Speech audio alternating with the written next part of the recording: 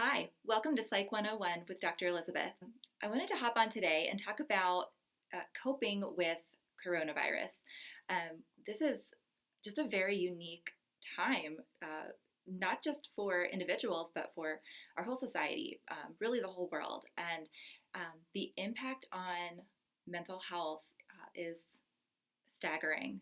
Um, for me, I've been seeing a lot of clients over the past couple of weeks that have been using our sessions to talk through what's going on, what it's like to social distance, what it's like to um, be trying to adapt to a new normal that they don't feel really sure what that new normal really is.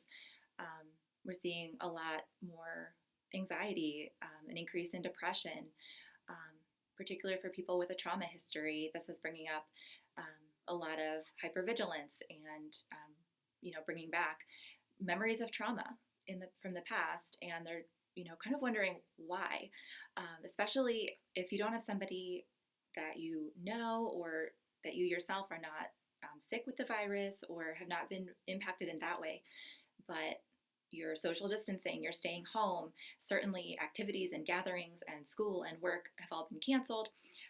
You might be trying to figure out, why is this impacting me so much?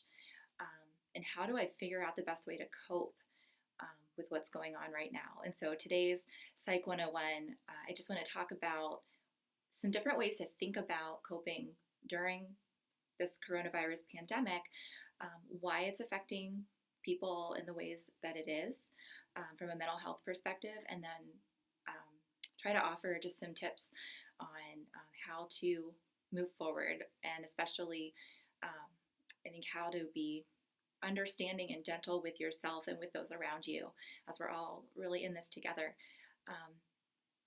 And so I want to talk about mental health right now in the current situation in light of connecting it with grief, connecting it with trauma, and also comparing it with postpartum adjustment and postpartum coping.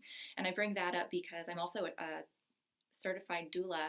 I've done some birth work, and part of my clinical practice is dedicated to working with perinatal mental health as well. And so to me, the parallels there are really interesting to think about, and how we're all sort of tossed into this world of coping, very similar to how new parents find themselves. So grief, trauma, and postpartum coping.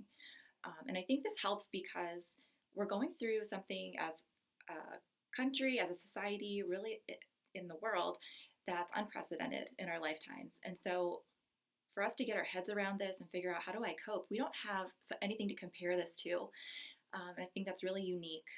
So I want to offer some different anchor points as we think about the ways that this is bringing up grief, the ways that this can be traumatizing or similar to trauma, and then postpartum. So right now, for the purposes of this video, I want to focus on grief and why that comparison is helpful and how to cope with that. So right now, just pause with me and think about all of the losses that have occurred in your life personally as a result of the coronavirus pandemic, as a result of social distancing, as a result of the cancellations, things that are not happening that normally would be happening. And just reflect on that momentarily here while I talk about some of the ways that's impacted me. Thinking about the loss of normalcy. Nothing feels normal right now. We feel, the days sometimes blend together one into the next, and so we have lost our routines. You may have lost a sense of identity. If you're staying home from work, even if you're working from home, your job has changed, and there can be a loss of a sense of productivity, certainly a loss of connection, a loss of relationships. And even if that's temporary, those losses are real and they impact us. So think about that. And when we think about grief,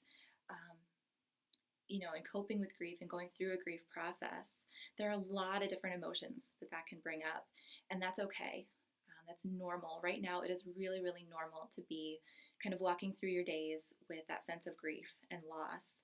Um, you might see that affecting your mood. You might see that affecting your desire to get up in the morning and put one foot in front of the other and shower and get dressed and do your tasks for work or around the house. Sometimes when you're grieving, there are times of feeling numb. There might be times of feeling scared. There might be times of feeling angry. Um, there might be times of feeling a sense of denial. No, this can't really be happening. Um, this is too much to think about. It's overwhelming. Um, and all of those feelings are normal right now. I think the most important thing is to have a trusted person that you might be able to talk to about that, or journal through those feelings as well. It might be a good time to reach out to a mental health professional in your area. A lot of us are offering telehealth right now, so doing video counseling or phone counseling right now. But being able to express those feelings and allow space for them and not wonder, is there something wrong with me that this is impacting me so greatly? Because there's nothing wrong with noticing the ways that this is impacting you and all of those losses that add up and require you to cope and put emotional energy into those emotions. So just thinking about this in terms of grief, and that theme has come up in some of my client sessions over the past week or two, in that similar to when you're grieving a loss of a person, there has been a sense of, well, when I do find something enjoyable to do, when I do find a moment of normalcy, I can forget about it for a little while. You know, I might be talking with a friend or walking with my dog or outside riding my bike. And I almost feel guilty for enjoying that because of what so many people are going through right now. And that's a common theme with grief as well, that when you're going through a loss, there might be that sense of getting lost in something normal or enjoyable and then having it hit you, oh my goodness, I shouldn't be enjoying myself right now. Or there's just a weirdness to doing something normal when there's something so abnormal going on in the world. So thinking about it in that way can create, I think, a sense of compassion for yourself as you notice, even if you haven't lost a person, even if you don't know somebody who's sick with the coronavirus, or you personally haven't been affected health-wise, that there are so many smaller losses that really are significant. They really do upend your sense of normalcy, and that all of those feelings are okay to acknowledge and express and make time and space for. And it would probably benefit the people around you to ask how they're doing as well, and to talk about it in that framework of, what are you noticing? What are you grieving? What do you miss? And what do we look forward to again on the other side of this? But certainly to normalize that sense of grief right now.